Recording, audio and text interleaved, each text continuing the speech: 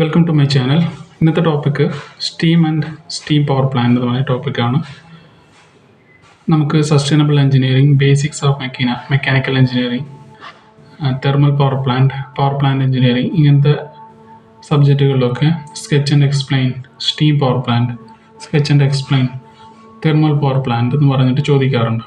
അപ്പോൾ നിങ്ങൾക്ക് ഇങ്ങനത്തെ ഒരു സിമ്പിളായിട്ടുള്ള ഫിഗർ വരച്ചാൽ മതി. ഇതിൻ്റെ സ്കീമാറ്റിക്, ഒരു സ്റ്റീം പവർ പ്ലാന്റിൻ്റെ സ്കീമാറ്റിക് ഡയഗ്രാമാണ് ഞാനിവിടെ വരച്ചിട്ടുള്ളത്. സിമ്പിളായിട്ടുള്ള ഫിഗറാണ്. അപ്പോൾ ആദ്യം എന്താണ് സ്റ്റീം എന്ന് നോക്കാം. സ്റ്റീമിൻ്റെ ഡെഫിനേഷൻ നോക്കുമ്പോൾ, water is heated above 100°C, water is converted into steam.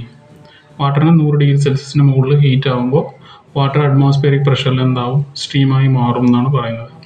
അപ്പോൾ ഇതിൽ 3 ടൈപ്പ് ഓഫ് സ്റ്റീം ഉണ്ട്. വെറ്റ് സ്റ്റീം ഉണ്ട്, ഡ്രൈ സ്റ്റീം ഉണ്ട്, അതേപോലെ സൂപ്പർ ഹീറ്റഡ് എന്ന് പറഞ്ഞ സ്റ്റീമും കൂടി ഉണ്ട്.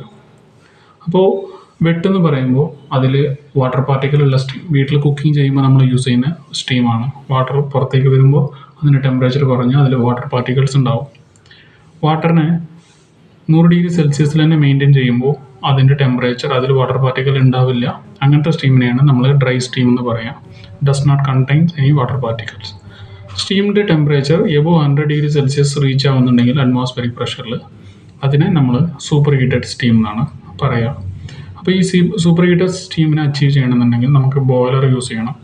ബോയിലറിൽ 30 ബാർ പ്രഷറാണ് സാധാരണ boilers steam power plant use ചെയ്യാറ്. അപ്പോൾ ഇവിടെ ലാമൻ്റ് അല്ലെങ്കിൽ bell high pressure type of boilers ആണ് യൂസ് ചെയ്യാറ്. 30 ബാർ പ്രഷർ അച്ചീവ് ചെയ്യുമ്പോൾ നമുക്ക് 233°C മുകളിൽ പോകുമ്പോൾ സൂപ്പർ ഹീറ്റഡ് സ്റ്റീമാണ്.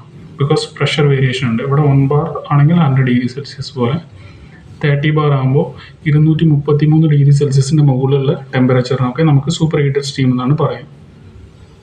എന്തിനാണ് സൂപ്പർ ഹീറ്റഡ് സ്റ്റീം യൂസ് ചെയ്യുന്നത്? സൂപ്പർ ഹീറ്റഡ് സ്റ്റീം യൂസ് ചെയ്യുമ്പോൾ അതിൻ്റെ ഓവറാൾ നോസിലിൻ്റെ വഴി കൂടെ നമ്മൾ എക്സ്പാൻഷൻ നടക്കുമ്പോൾ അതിൻ്റെ വെലോസിറ്റി ഹൈ ആയിരിക്കും. ടർബൈൻ്റെ ഉള്ളിൽ കൊറോഷൻ ഉണ്ടാവില്ല, ടർബൈൻ ബ്ലേഡ്സ് കറോട്ട് ആവില്ല, ഓവറാൾ എഫിഷ്യൻസി ഇൻക്രീസ് ചെയ്യാൻ പറ്റും. ഇങ്ങനത്തെ കാര്യങ്ങൾ കൊണ്ട് നമുക്ക് തെർമൽ പവർ പ്ലാന്റിൽ സൂപ്പർ ഹീറ്റഡ് സ്റ്റീമാണ് യൂസ് ചെയ്യുന്നത്. അപ്പോൾ ബോയിലറിൽ നിന്ന് പ്രൊഡ്യൂസ് ചെയ്യുന്ന സ്റ്റീമിനെ, സൂപ്പർ ഹീറ്റഡ് സ്റ്റീം, അത് ഡയറക്റ്റ് അവിടെ ടർബൈൻ്റെ ഉള്ളിൽ എക്സ്പാൻഡ് ചെയ്യാറുണ്ട്. അപ്പോൾ ഇൻസൈഡ് ദ ടർബൈൻ ബ്ലേഡ്സ് ഉണ്ടാവും, നോസൽ ഉണ്ടാവും. അപ്പോൾ നോസൽ എന്ന് പറയുന്നത് സ്റ്റീമിൻ്റെ വെലോസിറ്റി ഇൻക്രീസ് ചെയ്യാൻ വേണ്ടിയിട്ടാണ് ഇതിൻ്റെ ഉള്ളിൽ നോസൽസ് യൂസ് ചെയ്തിട്ടുണ്ടാവുക. അപ്പോൾ ഹൈ വെലോസിറ്റിയിൽ എക്സ്പാൻഷൻ നടക്കുമ്പോൾ അത് ടർബൈൻ്റെ മുകളിൽ എക്സ്പാൻഷൻ നടക്കും, ടർബൈൻ്റെ ബ്ലേഡ്സിൻ്റെ മുകളിൽ. അപ്പോൾ ടർബൈൻ ബ്ലേഡ് എന്താവും, ഹൈ വെലോസിറ്റിയിൽ റൊട്ടേറ്റ് ആവും. അങ്ങനെ ടർബൈൻ ബ്ലേഡ് റൊട്ടേറ്റ് ചെയ്യുമ്പോൾ അതോട് കണക്ട് ചെയ്തിട്ടുള്ള ജനറേറ്റർ റൊട്ടേറ്റ് ആവും. അപ്പോൾ നമുക്ക് ഇലക്ട്രിസിറ്റി ജനറേറ്റർ അത് കൂടെ നമുക്ക് പ്രൊഡ്യൂസ് ചെയ്ത് എടുക്കാൻ പറ്റും. അപ്പോൾ ടർബൈൻ്റെ ഡെഫിനേഷൻ എന്താണെന്ന് ചോദിച്ചാൽ, turbine is a device which is hydraulic, ഇവിടെ നിന്ന് hydraulic energy is converted into mechanical energy. ഇവിടെ rotational energy, mechanical energy. Hydraulic എനർജീനെ മെക്കാനിക്കൽ എനർജി ആയിട്ട് കൺവേർട്ട് ചെയ്യുന്ന ഒരു ഡിവൈസിനെയാണ് ടർബൈൻ എന്ന് പറയുന്നത്. അപ്പോൾ ജനറേറ്റർ എന്ന് പറയുന്നത് ഈ mechanical energy is converted into, generator is a device which is convert mechanical energy into electrical energy ആയിട്ട് മാറ്റുന്ന ഒരു ഡിവൈസാണ്. അപ്പോൾ ഇൻസൈഡ് ദ ടർബൈൻ്റെ ഉള്ളിൽ നോസൽസ് ഉണ്ടാവും. നോസൽ എന്തിനാണ് യൂസ് ചെയ്യുന്നത്? It is used to increase the velocity of steam.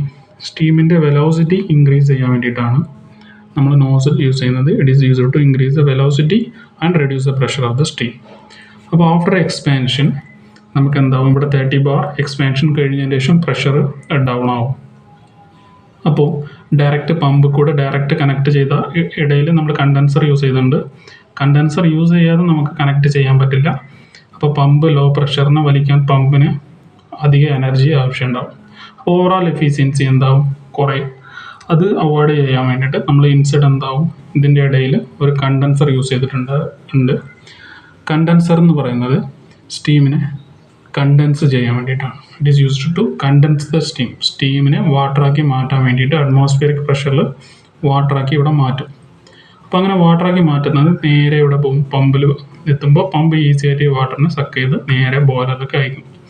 അപ്പോൾ again ഇവിടെ ഹീറ്റ് ആയത് സ്റ്റീം നേരെ ഇവിടെ നോസലിൻ്റെ വഴി കൂടെ എക്സ്പാൻഷൻ നടക്കും, ടർബൈൻ റൊട്ടേറ്റ് ആവും, അവിടെ ജനറേറ്റർ റൊട്ടേറ്റ് ആവും, ഇലക്ട്രിസിറ്റി കിട്ടും. സോ ഇതാണ് ഇതിൻ്റെ സിമ്പിൾ ഡയഗ്രാം. അപ്പോൾ ഇതിനെക്കുറിച്ച് ഞാൻ ഡീപ്പായിട്ട് എക്സ്പ്ലെയിൻ ചെയ്തിട്ടില്ല. ഡീപ്പായിട്ട് നിങ്ങൾക്ക് ആവശ്യമില്ല. അപ്പോൾ ഇവിടെ വരുന്നത് എന്താണെന്ന് പറയുമ്പോൾ ഹീറ്റ് എക്സ്ചേഞ്ച്. നമുക്ക് എവിടെയെങ്കിലും ഹീറ്റ് എക്സ്ചേഞ്ച് ആവശ്യമുണ്ടെങ്കിൽ ഇവിടെ ഹീറ്റ് എക്സ്ചേഞ്ചേഴ്സ് യൂസ് ചെയ്യാം. അപ്പോൾ നമുക്ക് ഫിഗർ ഇങ്ങനെ കട്ട് ചെയ്തിട്ട് ഹീറ്റ് എക്സ്ചേഞ്ചേഴ്സ് എന്ന് കാണിക്കാം. അപ്പോൾ സിമ്പിൾ ഫിഗർ ഇങ്ങനെ വരച്ചാൽ മതി. ഇതാണ് ഇതിൻ്റെ സിമ്പിളായിട്ടുള്ള ഫിഗർ.